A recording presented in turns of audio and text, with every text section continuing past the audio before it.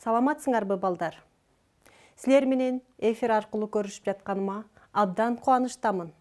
Анда келгиле 5 класстар үчүн математика предметин окуп үйрөнүүгө арналган кезектеги видео сабагыбызды баштайлы. Балдар, силер ар бириңер дептериңерди, калем сабыңарды, калем сызгычтарыңарды даярдап, сабакка көңүл буруп, жакыныраак отургула демекчимин. Бүгүн силер менен адаттагыдай эле жаңы тема өтөбүз. Бүгүнкү сабактын темасы түз сызык, шоола, кесинди, бурч, бурчтун түрлөрү болмокчу. А дегенде тегиздик деген элестөөгө алып келүүчү айрым мисалдарды карап көрөлү. Столдун, класстык досканын, терезенин айнегинин, дептерибиздин барагынын беттерин тегиздик катары элестетүүгө болот. Экрандагы сүрөттөөдөгү беттеринин бардыгынын чеги бар болуп, алар бизге тегиздиктин белгилүү бөлүгүн элестетет. Тегиздиктин чеги жок болуп, ал чексиз болот. Ошондуктан тегизди сүрөттөп болбойт. Тегиздикти шарттуу сүрөттөөгө болот. Тегиздик математикадагы негизги түшүнүктөрдүн бири болуп саналат. Силерге тааныш болгон фигураларды атап өтөлү. Алар түз сызык, шоола, кесинди, тик бурчтук, квадрат, айлана, тегерек жана бурч тегиздикте каралат. Анткени аталган фигуралар толугу менен тегиздикте жатышат. Аларды биз жалпысынан жалпак фигуралар деп атайбыз.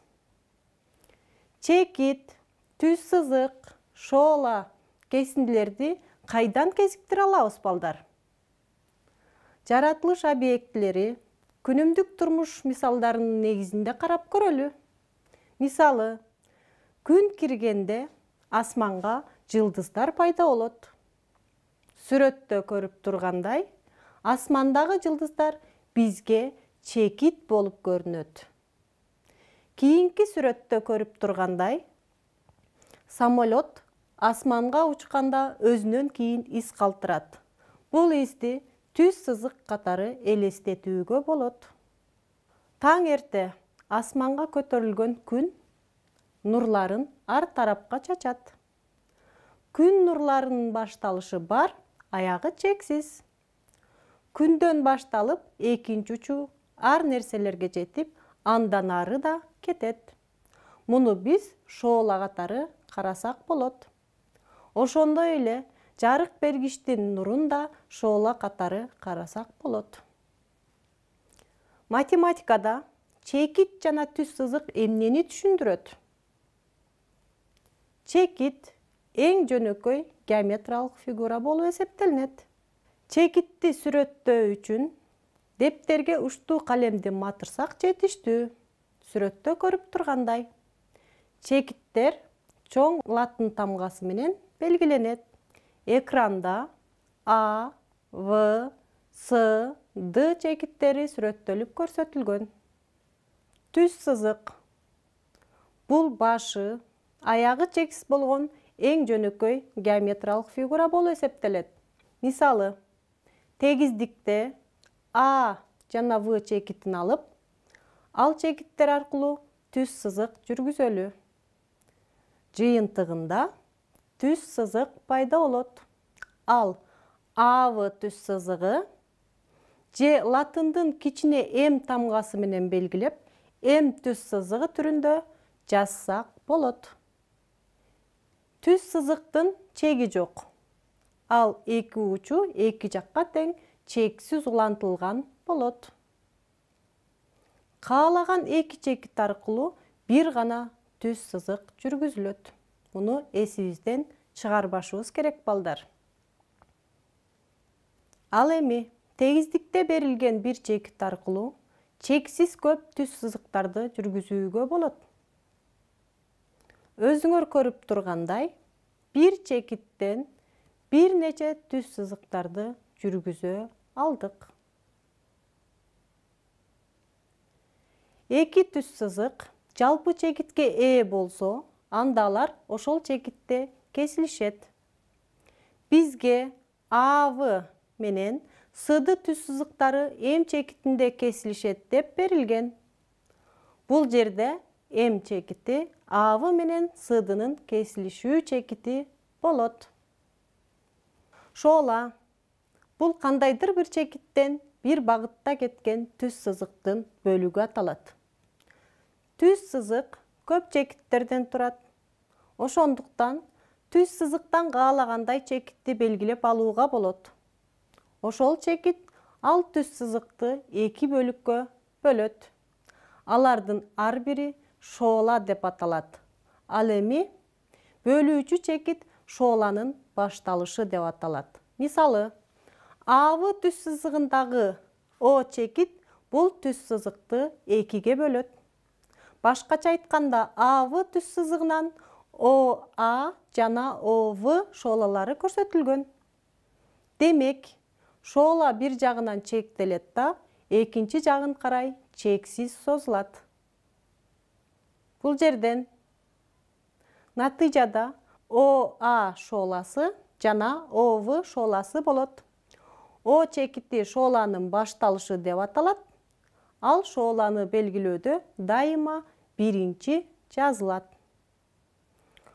ОА жана ОВ карама-каршы багытталган же бири-бирин түз сызыкта толуктоочу шоолалар болушат.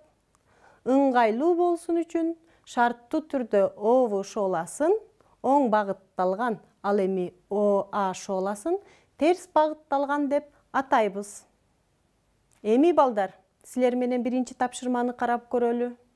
Төмөндөгү берилген сүрөттөн АВ менен СД түз сызыктарынын кесилишиндеги алынган шоолаларды атагыла дейт. Бул жерде О чекити шооланын башталышы болот. Анда биз 4 шоола алабыз. Алар ОА, ОС, ОВ, ОД шоолалары болот. Биз А жана В чекиттерин белгилеп, аларды сызгычтын жардамы менен туташтырсак, АВ кесиндисин алабыз. Аны ВА кесинди деп да белгилесе болот. А жана В чекиттери АВ кесиндинин уштары деп аталат. Каалагандай эки чекитти бир гана кесинди менен туташтырууга болот. Демек, кесинди дегенибиз бул эки чекиттин ортосундагы түз сызыктын бөлүгү болуп эсептелинет балдар. Экинчи тапшырманы карайлы. Берилген сүрөттү окугула дейт. Сүрөттө эмнелерди көрүп турасыңар балдар? Бул жерде АВ кесиндисин жана М түз сызыгын көрүп турасыңар, балдар? Демек, АВ кесиндиси М түз сызыгы менен кесилишет О чекитинде деп окуйт экенбиз. Көрдүңөрбү, балдар? Дагы бир жолу кайталайм. АВ кесиндиси М түз сызыгы менен кесилишет О чекитинде деп окуйт экенбиз. Үчүнчү тапшырма. М түз сызыгы жана А, Ф, Д, К чекиттери берилген. М түз сызыгында жаткан жана анда жатпаган чекиттерди жазгыла. Карагылачы балдар, бул жерде А, Ф чекиттери М түз сызыгында жатат жана төмөндөгүчө жазат экенбиз. Башкача айтканда, А жана Ф чекиттери М түз сызыгына тиешелүү экен. Ал эми ДК чекиттери М түз сызыгында жатпайт жана төмөндөгүчө жазабыз. Башкача айтканда, Д жана К чекиттери М түз сызыгына тиешелүү эмес. Төртүнчү тапшырманы карайлы. К кесиндиси жана анда жатуучу О чекити берилген. Кесиндилерди атап жазгыла дейт. Бул жерде карагылачы, балдар. ОК, E, K kesindilери бар eкен. Demek biz kança kesindi ala aldık? Oba balдар, тура айтасыңар. 3 kesindini aldık. Эми силер менен 5-ci тапшырманы карап көрөлү. А түз сызыгында жаткан А, В, С, Д чекиттери берилген. Kesindilерди атап жазгыла дейт. Демек, өзүңөр көрүп тургандай, А, В, С, Д, А, С, А, Д, В, Д kesindilерин алдык. Туурабы балдар? Эми бизге А-вы жана С-ды kesindilери берилсин. Экранда көрүп турасыңар. А-вы kesindisин С-ды kesindisi менен ченөө талап кылынсын. Муну кандайча иштейбиз? С-ды kesindisин А-вы kesindisин үстүнө Адан баштап удалаш коюп чыгабыз. Канча жолу коюлду балдар? Ооба балдар, 3 жолу коюлду. Демек, А-вы kesindisinin uzunluğu жөнүндө эмнени айтууга болот экен? Бул жерде А-вы kesindisinin uzunluğu 3 көбөйтүлгөн С-дыга барабар. Мындай учурда С-ды бирдик kesindi деп аталат. Ыңгайлуу болуш үчүн бирдик kesindi катары 1 мм, 1 сантиметр, 1 дециметр, 1 метр, 1 километр uzunluktагы kesindilер алынат. Башкача айтканда, С-дынын uzunluğu 1 сантиметр болсо, анда А-вынын uzunluğu 3 сантиметр болот экен. Демек, kesindinin uzunluğун ченөө дегенибиз, ал kesindide канча бирдик kesindi бар экендигин көрсөтүүчү санды табуу болуп эсептелет. 6-чы тапшырманы карап көрөлү. А-вы kesindisi жана анда жатуучу С чекити берилген. Бул жерде А-вы барабар 7 сантиметрге, А-сы барабар 4 сантиметрге болсо, С-вы kesindisinin uzunluğун тапкыла дейт. Жана А-сы жана С-вы kesindilерин салыштыргыла. Карайбыз. Бул жерде С-вы kesindisinin uzunluğун табыш үчүн А-вы kesindisинен А-сы kesindisinin uzunluğун кемитебиз. С-вы kesindisinin uzunluğu 3 сантиметр болот экен. Ал эми А-сы kesindisi менен С-вы kesindisini салыштырсак, өзүңөр көрүп тургандай, А-сы kesindisinin uzunluğu С-вы kesindisinin uzunluğunан чоң. Кийинки темага өтсөк. Бурч. Бурч жөнүндө түшүнүк менен силер мурда таанышсыңар. Мен силерге теманы баштаярдан мурун бир нече сүрөттөрдү көрсөтүп көрөйүн. Жакшылап көңүл бурабыз. Мынакей экранда силерге үйдү көрүп турасыңар. Үйдүн бир бөлүгү болгон чатырын карайлы. Ошондой эле үй эмеректерин, диван жана стол, кадимки эле жашоодо колдонулган кайчыны көрүп турасыңар. Анан дагы дептериңерди сала турган дептер салгычты көрүп турасыңар. Балдар, бул сүрөттөрдү эмнеге көргөзүп жаттым болду экен? Буларда эмне жалпылык болду экен балдар? Кана өзүңөр баамдап көргүлөчү. Байкадыңарбы? Ооба балдар. Бардыгында бурч байкалып турат. Үйдүн чатырындагы бурчтарды көрүп турасыңар. Үй эмеректери да бурч менен түзүлгөн экен. Кайчыны карагылачы, кайчыда да бурч көрүнүп турат. Дептер салгычта да бурч турат. Демек байкасаңар, жашообуздун көпчүлүк бөлүгүндө бурчтар кездешет экен. О чекиттен чыккан 2 ОА жана О шолаларын чийебиз. Бир чекиттен чыгуучу эки шоладан түзүлгөн фигура бурч деп аталат. Шоолалар чыккан чекит бурчтун чокусу. Шоолалар бурчтун жактары деп аталат. Сүрөт боюнча карасак, ОА жана ОВ шоолалары бурчтун жактары. Ал эми шоолалардын башталышы болгон О чекити бурчтун чокусу деп аталат. Бурчту төмөндөгүдөй белги менен белгилешет. Бул бурчта АОВ бурчу дегенди кыскача бурч АОВ деп жазабыз. Демек, бурчту 3 тамга менен белгилеп, бурчтун чокусун көрсөткөн тамганы ортосуна жазабыз. Ошондой эле бурч чокусундагы бир тамга менен да белгиленүүсү мүмкүн. Мисалы, сүрөттөгү бурч О түрүндө жазылат.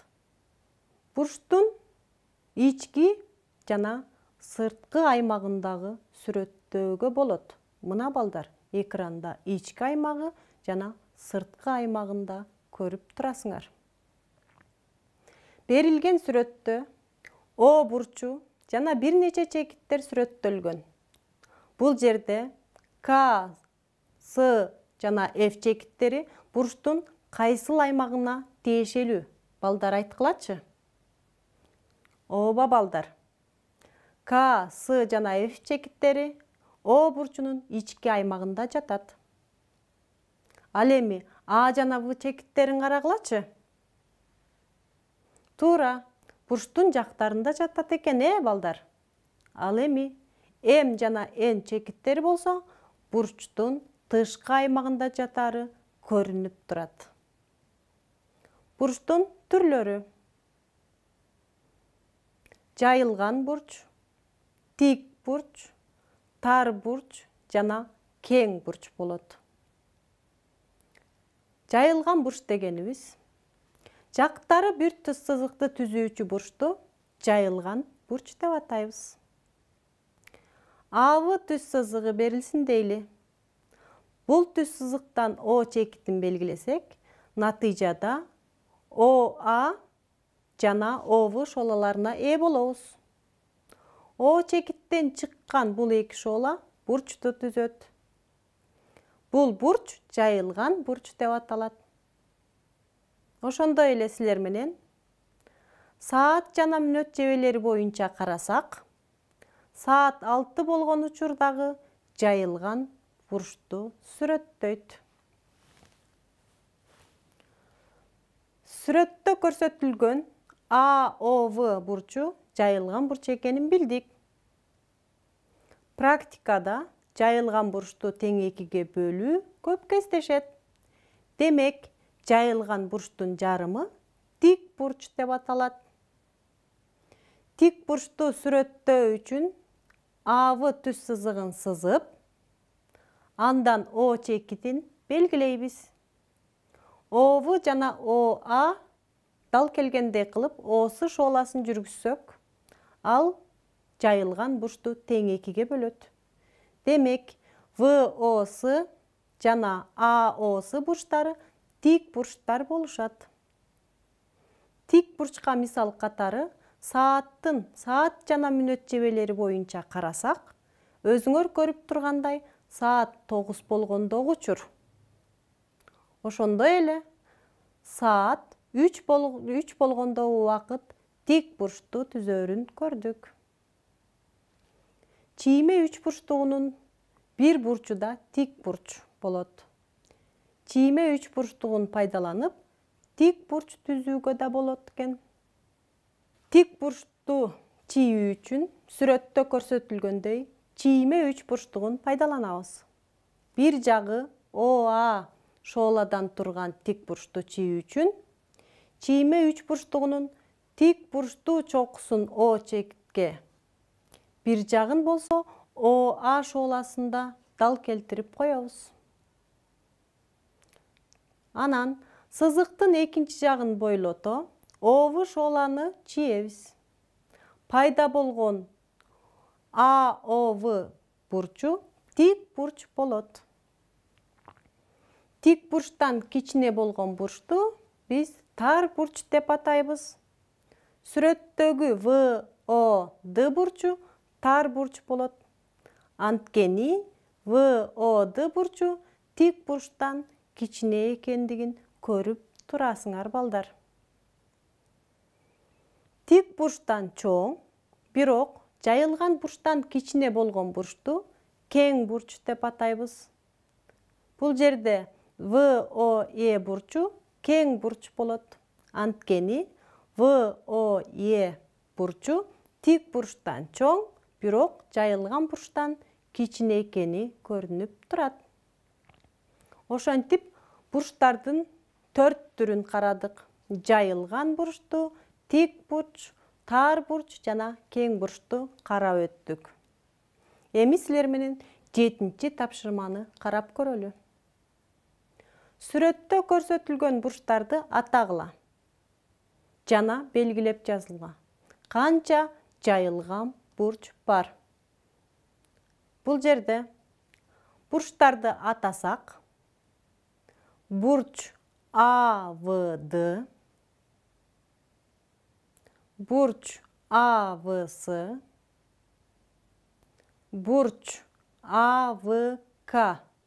Бул бурч АВК жайылган бурч болот.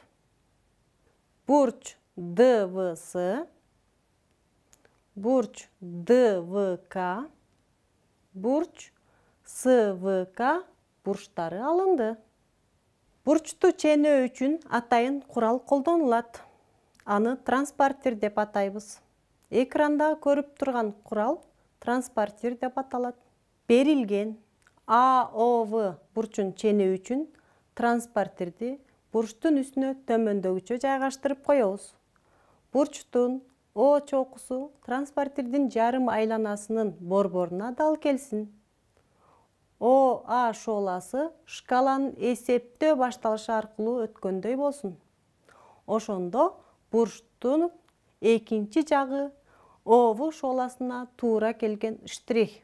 Ал бурчтун градустук ченин көрсөтөт. Ал бурч 50 градуска барабар.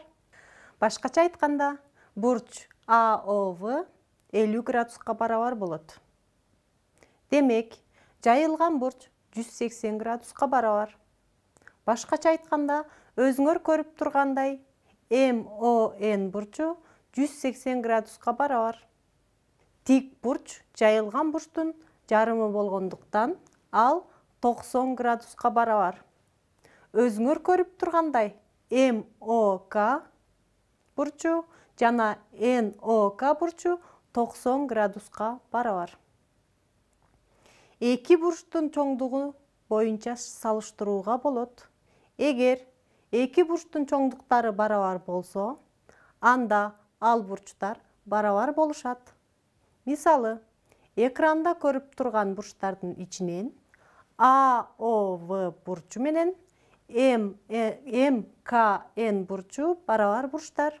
Анткени градустук чендери бирдей. Эми силер менен балдар 8-чи тапшырманы карап көрөлү. Бул жерде МКН бурчу 110 градуска жана МКС бурчу 110 градуска барабар болгон бурчтарды чийгиле дейт. Өзүңөр экранда көрүп тургандай чийүүлөрдү жүргүзүп, МКН жана МКС бурчтарын алабыз. Демек, балдар, тик бурч 90 градуска барабар. Ал эми тар бурч 0 градустан чоң, 90 градустан кичине болот. Жана кең бурч болсо 90 градустан чоң, 180 градустан кичине болоорун билдик. Мына балдар, силер менен түз сызык, кесинди, шоола, бурч жана алардын түрлөрү боюнча карап өттүк. Үйдөн өз алдыңарча саат 8 болгондо жана 10 болгондогу мүнөттүк жана сааттык жебелер кандай чоңдуктагы бурчтарды түзөөрүн жазгыла. Мына ушуну менен сабагыбыз аягына келип жетти. Көңүл бурганыңарга чоң рахмат. Кийинки сабакта жолугушканга чейин сак саламатта болгула.